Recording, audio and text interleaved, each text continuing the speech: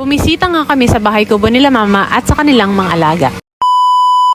Dahil nga Sabado naman ngayon is naisipan kong pumunta sa bahay nila mama, and first time din itong lumabas ni Eli at pumunta dito sa bahay nila mama, while si Ali naman is halos Sabado Linggo is palagi siyang andito basta walang pasok ang kanyang mga tita. So syempre unang ginawa ko is naglibot din dito sa bahay nila mama, and as you can see maraming puno ng kalamansi dito kila mama. Meron din silang tanom na patola na masarap isahog sa prito at gigisahin, and may madaming puno rin ng malunggay, and bago lang din itong tanim nilang pechay na may mga harang dahil kinakain ng manok. Meron din silang tanim na okra, and syempre yung bahay ni Kaka na hindi nababasa. Tinatawag ko nga rin tong mini zoo yung bahay nila mama dahil napakarami nilang mga alagang hayop kagaya ng pato, may mga ganso, and may mga manok na nakakulong na nga dahil magtatanim na sila mama. And may puno rin ng buko dito na Diyos ko, ang sarap-sarap pumuha and inumin yung sabaw.